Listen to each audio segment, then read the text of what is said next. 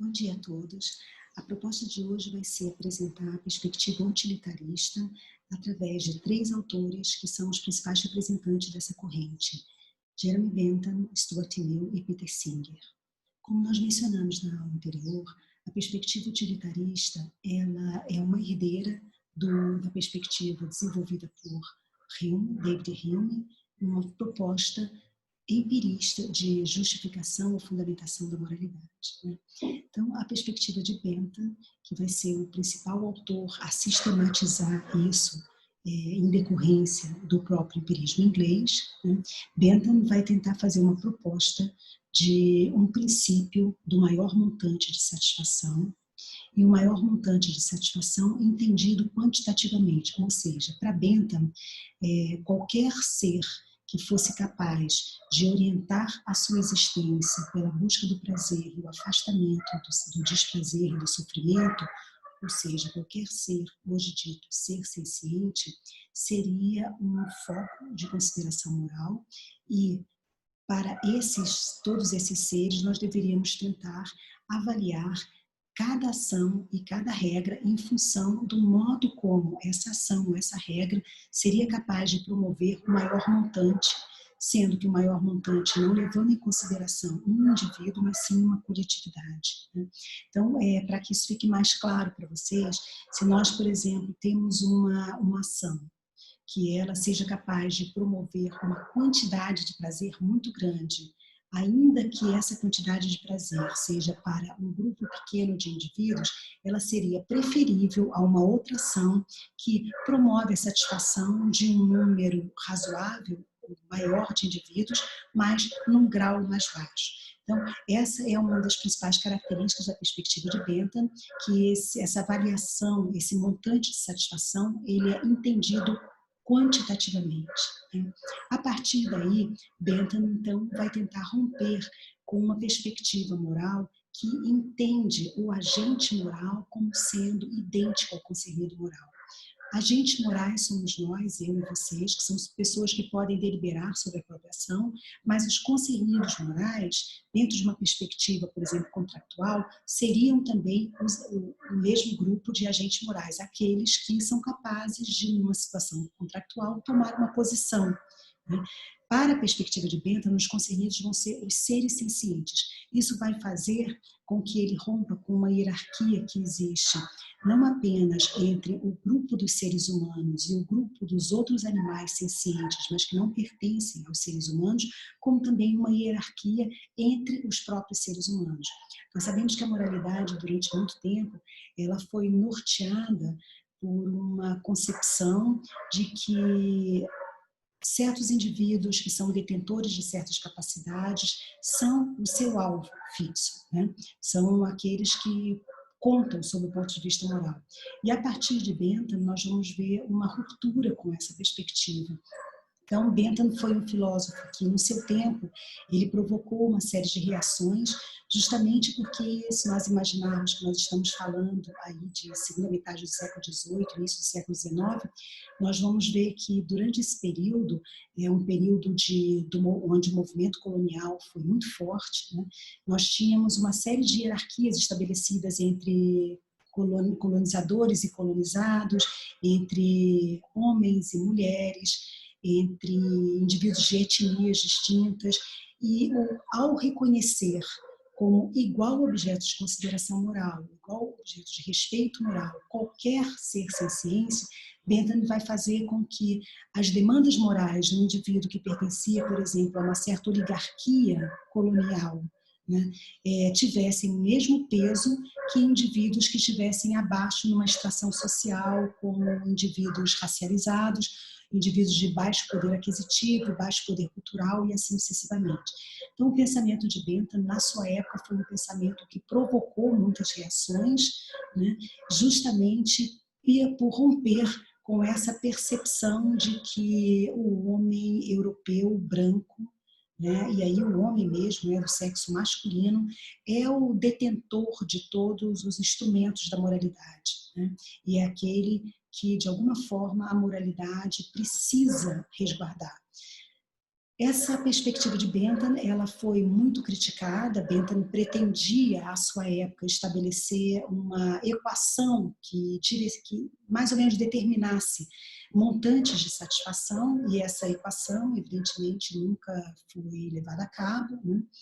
Mas me parece que a principal rejeição do pensamento de Bentham é justamente a ruptura com essa hierarquia, que na época não era nem pensada como uma ruptura não especista, né? Esse é um lado que parece que passou um pouco à margem, talvez ele fosse de uma forma tão radical para a sua época, que isso nem chegou a ser aventado, né? O fato dessa perspectiva romper também com o privilégio dos seres humanos como foco da moralidade, né?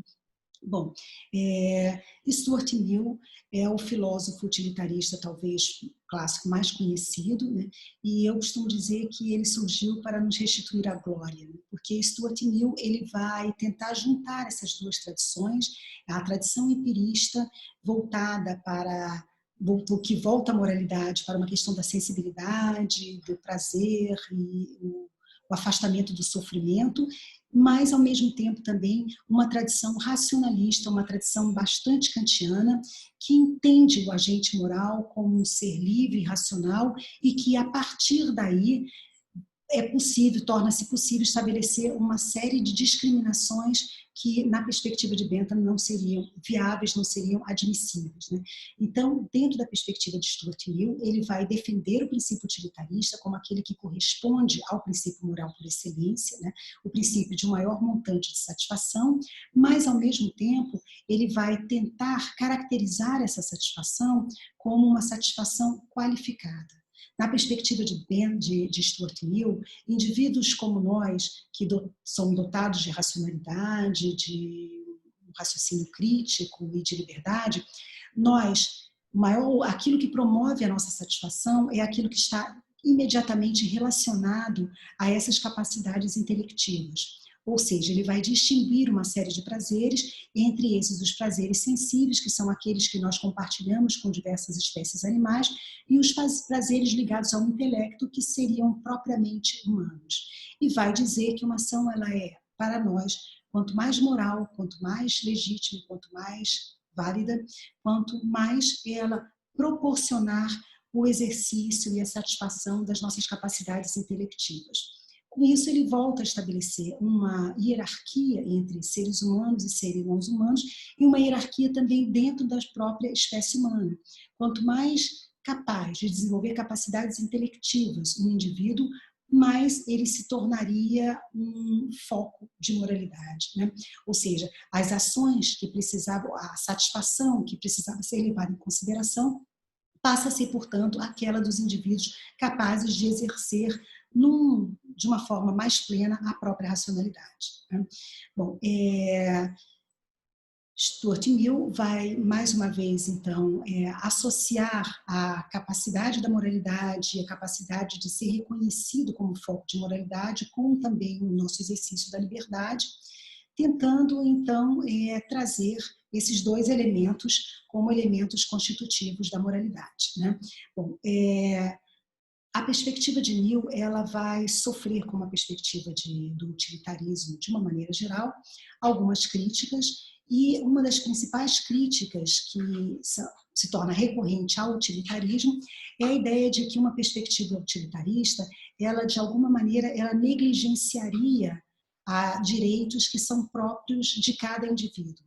Ou seja, o argumento mais trivial que é utilizado contra a perspectiva utilitarista é um argumento de que nós imaginaríamos, um experimento de pensamento, em realidade, né? Nós imaginaríamos uma situação de um homem que vai ao hospital para fazer um check-up e ele tem todos os seus órgãos funcionando, só que naquele hospital existe um indivíduo que precisa de um rim, um outro que precisa de um coração, um outro que precisa vocês podem imaginar, uma córnea, e assim sucessivamente.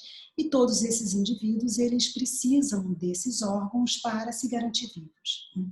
Então, de acordo com essa crítica, os que apresentam essa crítica contra o utilitarismo diriam que não apenas uma terceira pessoa, adotando a perspectiva utilitarista, deveria dizer que aquele indivíduo que entrou são no hospital deveria se sacrificar em nome de todos aqueles outros que precisam de seus órgãos, mas que o próprio indivíduo, desde que ele adotasse uma perspectiva utilitarista, ele deveria conceder que seus órgãos fossem doados àqueles indivíduos que precisam daquele órgão para sobreviver. Então, vocês podem perceber que é uma crítica bastante rasteira, né? Porque, na verdade, ela parte de uma simplificação da questão. Todas as vezes que nós falamos, de alguma maneira, de uma consideração da satisfação e da busca do prazer e do desprazer, mesmo que nós estejamos considerando isso também a nível individual, é claro que vários elementos vão entrar nessa contabilidade, né? E muitos desses elementos são deixados à margem num experimento de pensamento desse tipo. Dificilmente nós diríamos que um utilitarista de fato concederia que uma pessoa sã oferecesse a própria vida para que outras pessoas tivessem acesso aos seus órgãos, né? Mas, de qualquer forma, a perspectiva utilitarista, que nesse momento ainda estava muito voltada para a questão da fundamentação da moral, estava muito voltada para a necessidade de tentar mostrar que há um princípio moral por excelência e justificar o modo como nós acessamos esse princípio moral, ela, na contemporaneidade, ou mais particularmente, né, a partir da segunda metade do século XX, ela recebe uma reinterpretação a partir de Peter Singer com a teoria defendida por Singer, que é o utilitarismo de interesses preferenciais, né? Então, como eu mencionei aqui, como essa perspectiva ela ainda estava muito voltada para a questão da fundamentação, o próprio Mill ele vai tentar responder a essa questão. Mas por que nós levaríamos em consideração a satisfação de outros indivíduos quando nós avaliamos a própria ação? E por quê? E como nós teríamos acesso ao que é melhor para outro indivíduo, né? Então, a resposta, essa vai ser muito semelhante à resposta que nós já analisamos na aula passada, quando vimos o empirismo, né, a corrente empirista. A resposta é que nós seríamos nutridos de um sentimento de compaixão para com outros indivíduos e, ao termos esse sentimento, nós automaticamente poderíamos nos compadecer ou vivenciar as reações emocionais de um outro indivíduo, ou seja, a ideia da compaixão, que é um sentir com o outro as suas afecções da alma, né? Então, a partir do momento em que eu possuo esse sentimento, eu saberia o que é melhor e o que é pior para outros indivíduos também, de tal forma que eu pudesse realizar esse cálculo. Eu pudesse, ao agir, perceber o quanto a minha ação ela impacta no bem-estar de uma coletividade, o quanto a minha ação impacta no bem-estar de um indivíduo, né? Que não seja um indivíduo eu própria ou indivíduos próximos a mim, né? Bom, então esse sentimento de compaixão, ele me permitiria saber o que é melhor para o outro e, ao mesmo tempo, permitiria justificar por que eu ajo dessa maneira. E eu ajo dessa maneira porque, ao sentir com o outro as suas afecções da alma, eu seria automaticamente também mobilizada por esses sentimentos, ou seja, o sofrimento alheio seria percebido também como uma forma de sofrimento da minha própria pessoa, né? Quer dizer, então, na verdade, a simpatia, ela tem esse duplo viés, que ela, ao mesmo tempo, ela fornece uma resposta para o meu acesso ao sentimento do outro, ao saber o que é melhor para o outro, e, ao mesmo tempo, também a ideia de por que eu faria isso. Eu faria isso porque o mal-estar ou o sofrimento de outro indivíduo também me atinge através do meu sentimento de compaixão. E aí nós teríamos o problema colocado, mais uma vez, que seria o problema que diz respeito à fixação da moralidade em um sentimento. Nós já vimos também na aula passada que os sentimentos, sobretudo, isso fica muito claro na perspectiva racionalista, eles são bons indicadores de que nós estamos diante de uma situação moral, ou seja, eles são bons critérios de moralidade, mas eles não nos fornecem uma forma de garantir que um dever para com uma determinada regra.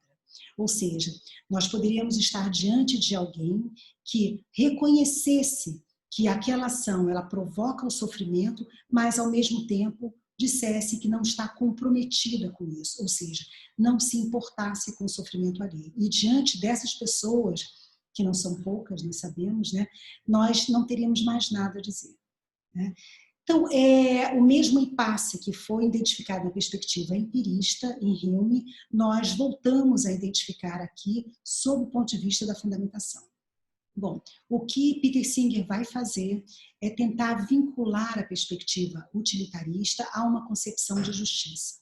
E na perspectiva de Singer, o que ele vai tentar fazer é, partindo da ideia de que nós somos capazes de reconhecer o que são interesses preferenciais nossos, ele vai tentar estabelecer que ao reconhecer um interesse preferencial e ao reconhecer que outros indivíduos possuem aquele mesmo interesse preferencial, nós deveríamos, então, agir de tal maneira que nós preservássemos o conteúdo desse interesse preferencial.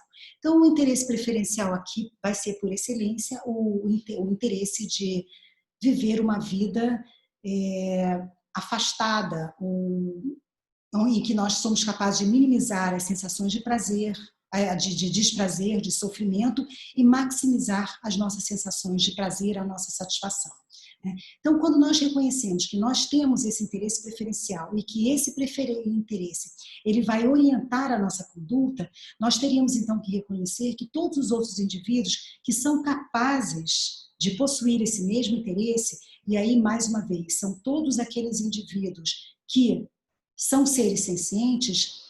Se eles possuem esse mesmo interesse, então nós deveríamos supor que a nossa ação deva levar em conta não apenas o nosso interesse preferencial, esse interesse preferencial, mas esse mesmo interesse preferencial quando dizendo respeito a outras vidas, a outros indivíduos. Dessa maneira, Peter Singer vai então expandir o âmbito da moralidade a todos os animais, a todos os seres sencientes. Nós sabemos que Peter Singer, no primeiro momento, ele fala dos grandes primatas, ele tem vários experimentos, inclusive que nos levam a identificar um indivíduo como um ser humano, e a partir do momento em que nós vamos lendo o relato, nós vamos vendo que não se trata de ser humano, mas sim de um animal e geralmente um grande primata. Mas isso não impede que sua perspectiva atinja, como é feito hoje em dia, todos os seres sencientes. Na verdade, o que existia era uma disputa sobre até onde nós ampliamos a senciência. E isso, hoje em dia, os cientistas, de alguma forma, já constataram que a senciência é uma capacidade desenvolvida por seres, inclusive, bastante primitivos e bastante simples, que fazem parte do reino animal. Bom, então, na perspectiva de Singer, nós vamos ter, ao reconhecer que nós, seres humanos, e que nós, o próprio agente moral, eu e vocês, possuímos um interesse preferencial, e esse tipo de interesse é evitar o desprazer e promover a nossa própria satisfação, o nosso próprio prazer, e ao reconhecer que outros indivíduos, outros seres humanos e outros indivíduos, outros animais sencientes possuem essa mesma capacidade, então nós deveríamos dizer que o nosso foco seria agora tentar garantir os interesses preferenciais de todos esses seres. Dessa maneira, então, ele está ampliando o escopo da moralidade e ele está dando também, rompendo mais uma vez com hierarquias que pudessem ser estabelecidas, que de alguma forma garantissem privilégios não apenas a seres humanos, mas sobretudo a seres humanos de um determinado tipo. O que nós podemos dizer é que com essa caracterização, Peter Singer elimina qualquer possibilidade de estabelecer hierarquias entre interesses preferenciais. O meu interesse preferencial, o interesse preferencial de um animal não humano, ele passa a ter o mesmo peso. E a única distinção que é feita dentro dessa perspectiva é de interesses secundários e interesses preferenciais. Então, o meu interesse secundário de manter uma dieta carnívora, por exemplo, ele não pode ser colocado à frente de um interesse preferencial de animais por não viverem uma vida em cativeiro e não virem a morrer, de uma forma sofrida, uma forma que de alguma forma promova um grande sofrimento, por causa do meu interesse secundário de manter uma dieta carnívora, né?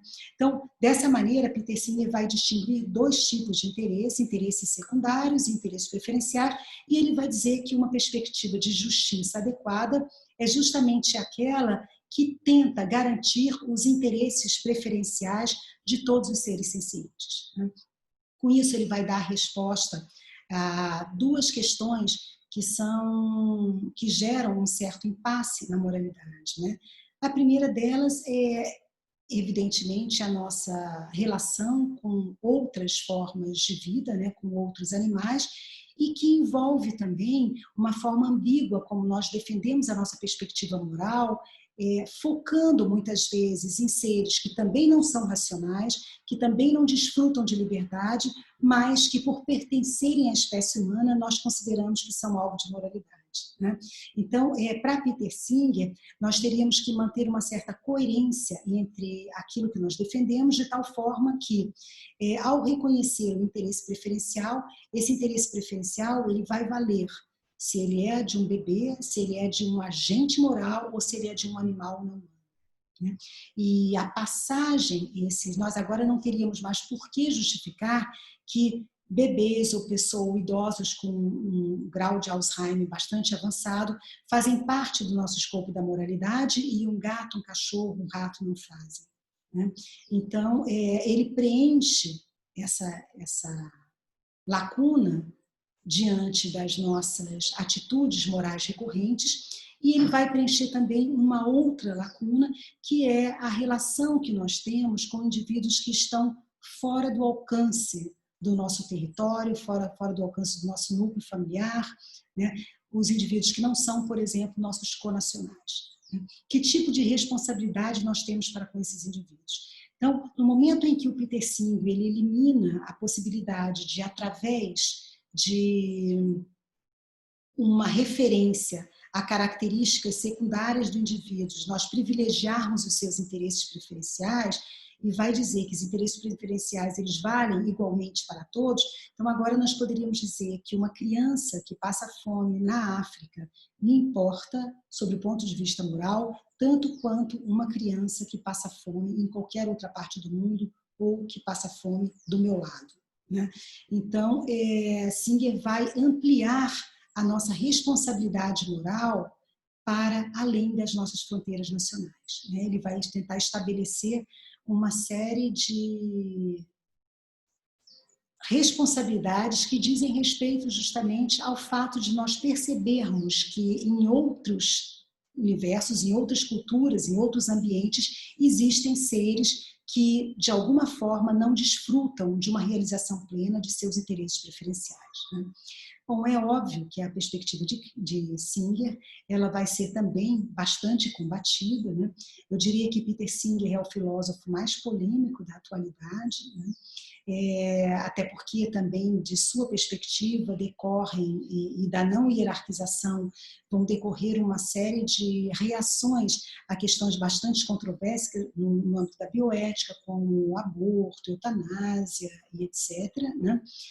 Mas a perspectiva de Singer, ela na verdade me parece que a principal razão pela qual ela é criticada é algo que também é recorrente nas críticas ao utilitarismo, é por ela muitas vezes exigir de nós algo que, ainda que nós aceitemos fazer parte da moralidade, nós escolhamos para nossa identidade qualitativa essa identificação com uma sociedade moral, uma identificação com princípios morais, ainda assim ela parece exigir algo que nós não estamos dispostos a oferecer, né?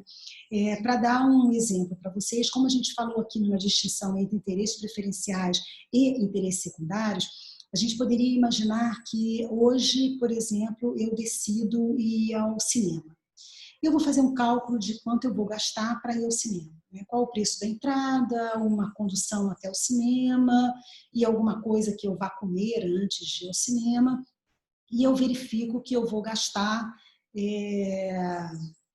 no mínimo R$ 50, né, com essa minha ida ao cinema. Na perspectiva de Singer, se nós fôssemos levar a sério a proposta utilitarista tal como apresentada por ele, nós poderíamos imaginar que, ao mesmo tempo em que eu faço isso, eu imagino, e eu sei também, que esses R$ 50, eles poderiam, de alguma maneira, garantir que pelo menos um, dois, ou três, ou quatro, ou cinco indivíduos não fosse dormir hoje com fome. Ou seja, pudesse ter saciado um interesse preferencial, que é não passar fome. E que diante desse cálculo, eu talvez devesse abrir mão de ir ao cinema e oferecer esse dinheiro para esses 5 indivíduos que teriam, pelo menos nessa noite, sua fome saciada.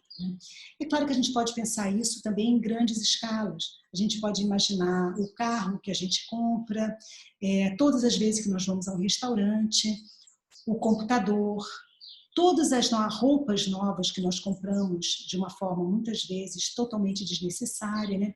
Se nós fôssemos levar a sério a proposta utilitarista, nós teríamos que, muitas vezes, ou quase sempre, abrir mão desses gastos em prol da possibilidade de saciar interesses preferenciais de outros indivíduos que poderiam, inclusive, não estar próximos a nós.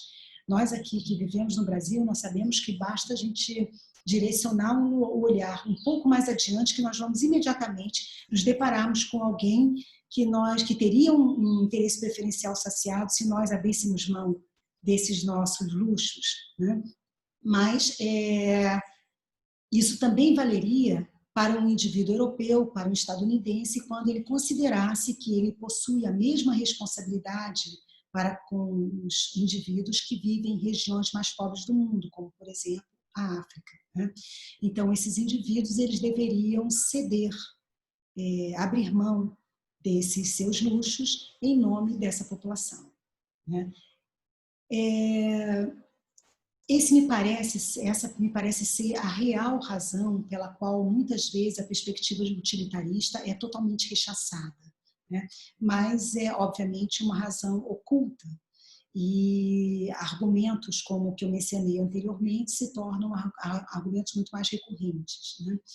E eu diria que em crítica, né, ao se fazer uma crítica à ideia de que a perspectiva utilitarista ela exige muito mais do que os indivíduos estariam dispostos a oferecer, porque ela exige que o indivíduo abra mão de interesses ou satisfações suas em nome de interesses preferenciais de outros indivíduos, eu diria que, na verdade, muitos de nós fazemos isso, não a esse nível, provavelmente, né?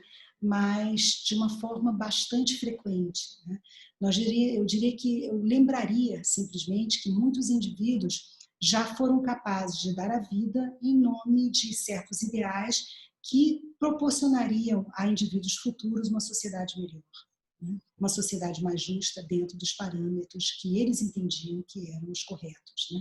Então, na verdade, essa crítica ao utilitarismo, ela parece, no meu entender, se dissolver na medida em que nós retornamos mais uma vez à compreensão da moralidade para uma vinculação ao tipo de vida que nós julgamos digna de ser vivida, né? E uma vida digna de ser vivida, muitas vezes, é uma vida que leva em consideração, sim, o nosso papel na construção de uma sociedade mais justa. Que tipo de sacrifícios nós somos capazes de fazer, que tipo de interesses ou que tipo de prazeres e de satisfações nós somos capazes de colocar de lado em nome de um compromisso com o bem-estar social, em nome de uma sociedade onde um número cada vez maior de indivíduos possa ver supridos pelo menos os seus interesses preferenciais. Então, eu diria que se isso permanece como sendo um impasse dentro da perspectiva utilitarista, essa escolha ela já deixa de ser uma escolha problemática ou uma escolha enigmática se nós adotamos uma outra perspectiva do que seja a própria moralidade, né? Mas dessa maneira também eu acabo já saindo um pouco da proposta utilitarista, ainda que dessa maneira nós possamos também continuar aceitando, continuar afirmando o utilitarismo de preferencial de Peter Singer como uma proposta das mais adequadas para satisfazer os padrões de justiça da nossa sociedade contemporânea. né? Então, a perspectiva de Peter Singer, ela vai apresentar uma série de desdobramentos e ela vai apresentar também pelo reconhecimento de que talvez os nossos sentimentos eles não possam ser exigidos e nós tenhamos que, de alguma forma, mobilizar as pessoas para que elas transformem a sua própria forma de perceber e sentir o mundo. A perspectiva de Singer, ela sempre introduz uma série de exemplos, uma série de contextos e de casos que vão fazer com que nós percebamos, se isso até então não era feito, o grau de sofrimento vivido por certas vidas, né? Então, nos textos do Singer, ele vai sempre começar nos contando histórias, relatos, para que a gente possa ampliar a nossa percepção das vivências alheias e os nossos sentimentos para com outros indivíduos. Uma lacuna deixada pela perspectiva de Singer e pelo utilitarismo geral seria apenas o nosso compromisso para com outras formas de ser que não a dos seres sencientes, né? Isso é uma lacuna que a gente vai tentar preencher mais adiante a partir da perspectiva dos funcionamentos, mas que, de qualquer forma, está vinculada à ideia de que, ao tornar a moralidade parte constitutiva da minha compreensão do que seja uma boa vida, automaticamente eu vou incorporar a essa concepção também o bem-estar ou o florescimento de uma série de outras entidades, entre elas entidades não necessariamente sencientes. E com isso nós vamos conseguir, então, uma ampliação ainda maior da perspectiva da moralidade. Bom, então, antes de passar isso tudo, eu proponho que na próxima aula a gente traga, finalmente, a perspectiva racionalista que vai ser feita através de Immanuel Kant, né? Então, muito obrigado e até a próxima semana.